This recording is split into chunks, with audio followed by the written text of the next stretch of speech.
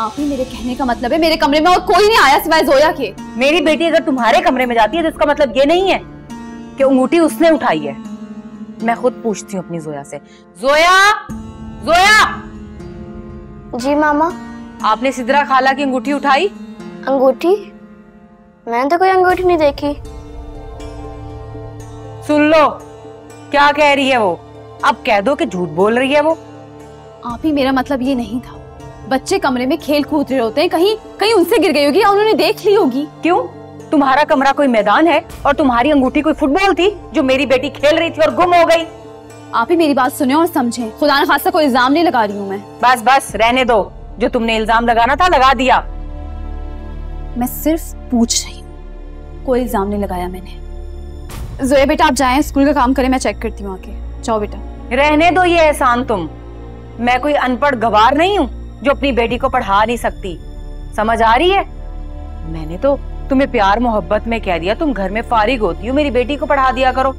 मेरी बेटी की जिम्मेदारी से आजाद होने के लिए तुमने अच्छा बहाना ढूंढा है, लेकिन मुझे ये बहाना तुम्हारा बहुत बुरा लगा है। मैं एक बात बर्दाश्त नहीं कर सकती अपनी बेटी के बारे में। मना कर दूंगी मैं उसे कि तुम्हारे कमरे में ना आए, और आइंदा से अगर मेरी बेटी पे कोई इल्जाम लगाया ना तो मैं भूल जाऊंगी तुम मेरी बहन हो। आप ही मेरी बात तो सुने।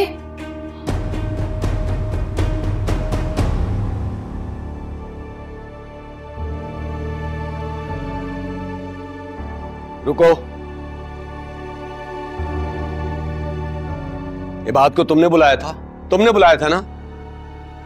भाई मैंने उसे नहीं बुलाया।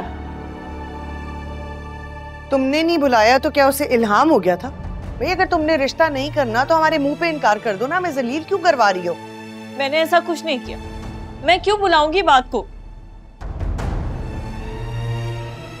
और क्यों नहीं बुलाओगी?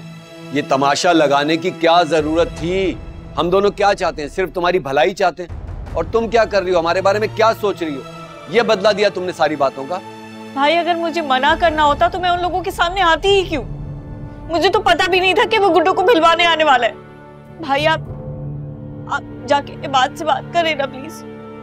उसे कहे कि अगर वो बाहर जा रहा है तो गुड्डू को मुझे दे दे, मैं अपने बच्चे को रख लूंगी और किसी को मेरे या मेरे बच्चे की वजह से कोई तकलीफ नहीं होगी। मैं चुपचाप उसे लेके कहीं और चली जाऊंगी। प्लीज आप बस एक बार उससे कहें कि मेरा बच्चा मुझे दे दे बस।